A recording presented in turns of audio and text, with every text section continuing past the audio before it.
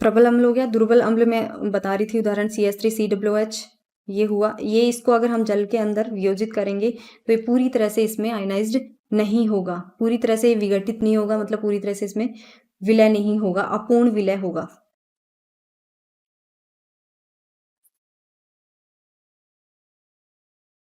जल में इसी तरह से मैंने प्रबल क्षार बताया और दुर्बल क्षार बताया। इनके उदाहरण हम लोग देखेंगे। प्रबल क्षार जो पूरी तरह से जल में विघटित हो जाता है, जैसे KOH, NaOH, ये KOH, NaOH ये है, ये जल के अंदर कंप्लीटली आयनाइज्ड हो जाएंगे Na+OH माइनस K+OH माइनस में। लेकिन दुर्बल क्षार क्या होते हैं, जो जल में पूर्णतः विलय नहीं होते हैं, अपूर्ण विलय होते हैं। इसके हम उदाहरण देखते हैं। NH4OH, MgOH whole twice. ये जो उदाहरण है मैंने जो लिखे हैं यहाँ पे, ये क्या है, ये दुर्बल क्षार के उदाहरण है, क्योंकि ये जल में अपूर्ण विलय होते हैं।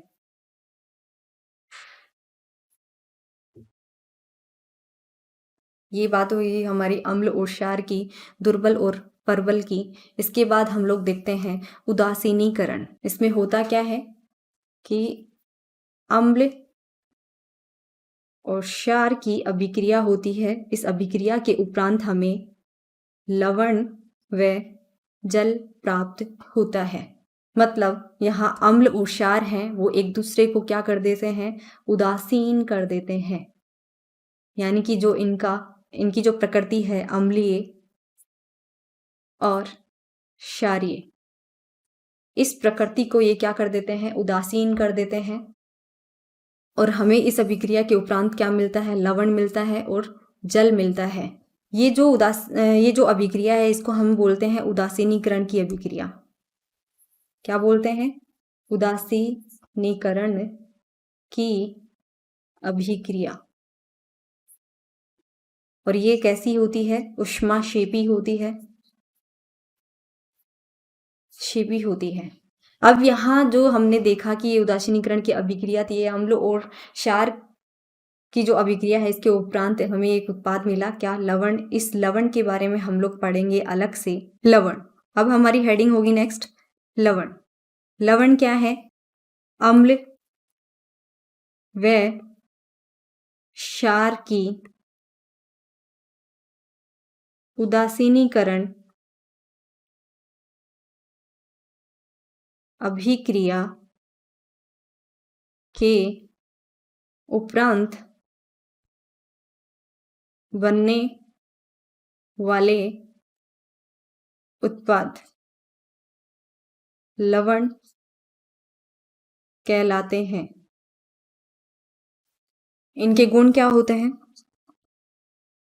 लवणों के, इनके जो क्वथनांक व गलनांक होते हैं, ये उच्च होते हैं।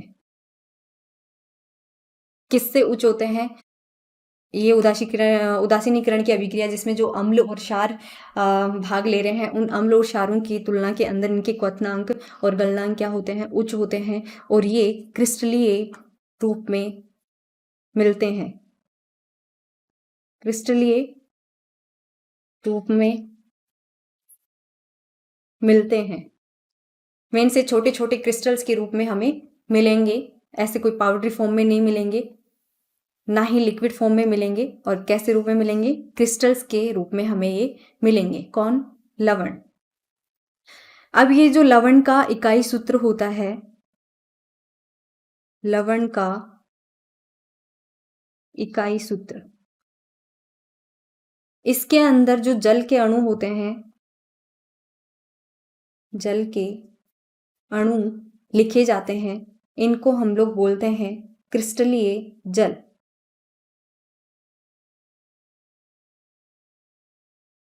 क्रिस्टलीय जल कौन होगा, क्रिस्टलीय जल, जल के अणु होते हैं। कौन से अणु, जो लवण की इकाई सूत्र के अंदर दर्शाते हैं, उन जो जल के लवणों को हम लोग क्या कहेंगे, क्रिस्टलीय जल कहेंगे। लवण है वो क्रिस्टल के फॉर्म में हमें मिलता है, और उसका जो इकाई सूत्र हम लिखते हैं, उसके अंदर जो जल के अणु हम दर्शाते हैं, उनको हम कहेंगे क्रिस्टलीय जल, क्रिस्टलीय जल की मैं बात कर रही थी। जल के अणु होते हैं लवण के अंदर, लवण का जो क्रिस्टलीय इकाई सूत्र होता है उसमें। इसके हम उदाहरण देखते हैं क्रिस्टलीय जल के। क्रिस्टलीय जल उदाहरण पहला मैंने लिया जिप्सम। जिप्सम ये क्या है, एक लवण है। इसका इकाई सूत्र देखेंगे, इकाई सूत्र होता है CaSO4.2H2O। ये एक क्रिस्टल है, इसका ये इकाई सूत्र है CaSO4.2H2O। तो मैंने क्रिस्टलीय जल किसको बताया था कि कोई भी लवण है उसका जो क्रिस्टलीय इकाई सूत्र होता है उसके अंदर जो जल के अणु हम लोग दर्शाते हैं, उन जल के अणुओं को हम लोग कहते हैं क्रिस्टलीय जल। दूसरा एग्जाम्पल हम देखते हैं फिटकरी का।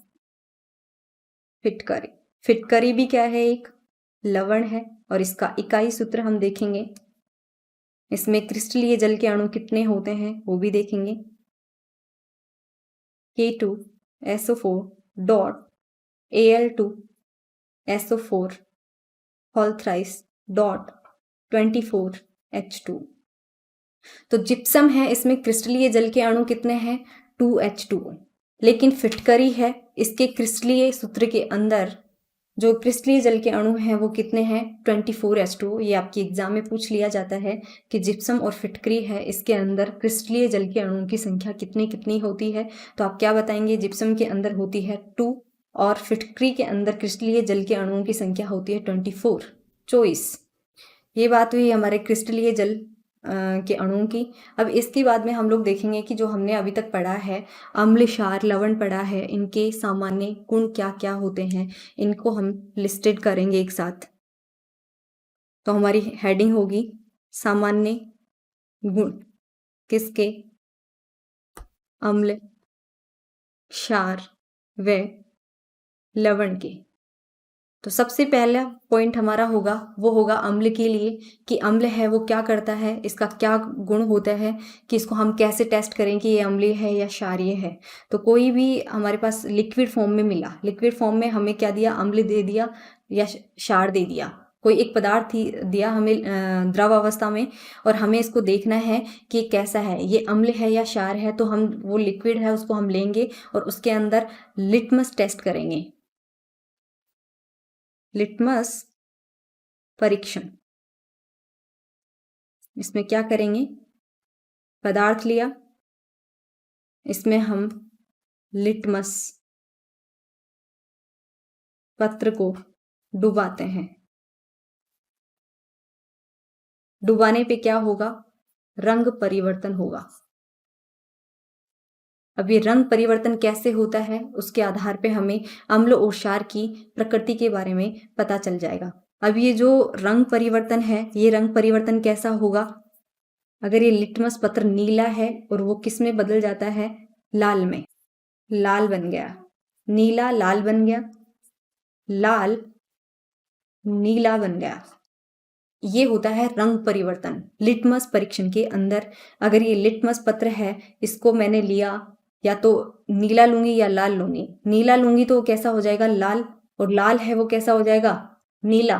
और एक होगा कि मैंने नीला लिया और लाल लिया और इसको मैंने डुबोया किसमें, पदार्थ में, जो द्रव अवस्था में हमें दिया था, और यहाँ कोई रंग परिवर्तन नहीं हुआ, कोई रंग परिवर्तन नहीं हुआ। ये 3 रिजल्ट हमें मिलते हैं लिटमस परीक्षण के अंदर। अगर मैं नीला लिटमस लेती हूँ और पदार्थ है वो लिक्विड है, द्रव अवस्था में है, उसको मैं नीले को उसमें डुबोऊंगी, डुबोने पे वो कैसा बन जाएगा, लाल बन जाएगा। तो ये जो पदार्थ है ये कैसा होगा, ये अम्लीय होगा। और अगर लाल लिया मैंने और इसको मैंने इस पदार्थ में डुबोया और इसका रंग परिवर्तित होकर नीला हो गया, तो ये पदार्थ होगा क्षारीय, क्षारीय। तो हमें देखना है कोई भी द्रव अवस्था में पदार्थ लिया हुआ है वो अम्ल है या क्षार है, उसको किसके द्वारा हम डिफ्रेंशिएट करते हैं, भिन्न करते हैं, वो करते हैं हम लिटमस परीक्षण के द्वारा। ये हुआ लिटमस परीक्षण। तो इससे हमें क्या रिजल्ट मिला कि अम्ल नीले लिटमस पत्र को लाल कर देता है, व क्षार लाल लिटमस पत्र को नीला कर देता है।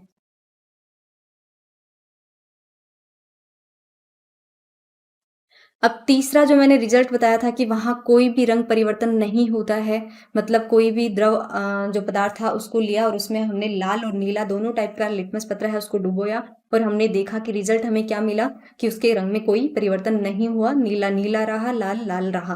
तो वो पदार्थ क्या होगा बेटा? वो होगा लवण।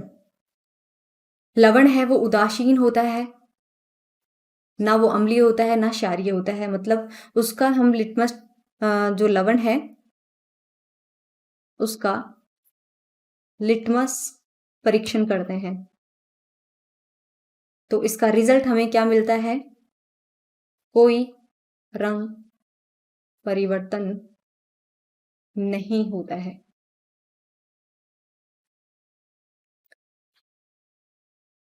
दूसरा गुण देखेंगे, हम सामान्य गुण पढ़ रहे थे अम्ल, क्षार और लवण के।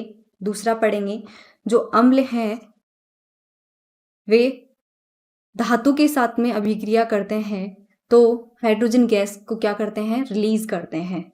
अम्ल किसी भी धातु के साथ अभिक्रिया करके हाइड्रोजन गैस निकालते हैं।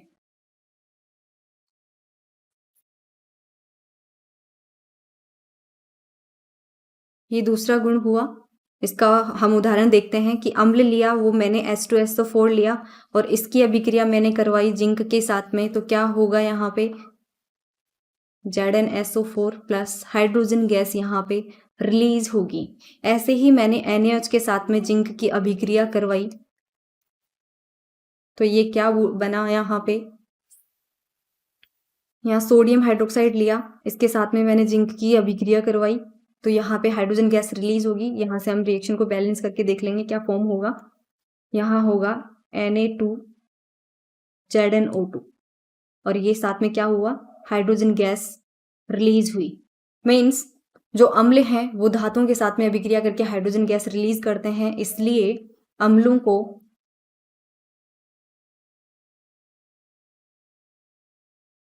धातु के बर्तनों में नहीं रखा जाता है। अम्लों को धातुओं के बर्तनों में क्यों नहीं रखा जाता? क्योंकि ये धातु के साथ में अभिक्रिया करके हाइड्रोजन गैस को रिलीज करते हैं, ये इसका रीजन होता है। अब नेक्स्ट हम लोग देखेंगे यहाँ पे कि क्या सभी अम्ल धातुओं के साथ में अभिक्रिया करके हाइड्रोजन गैस देते हैं? ऐसा नहीं है। सभी अम्ल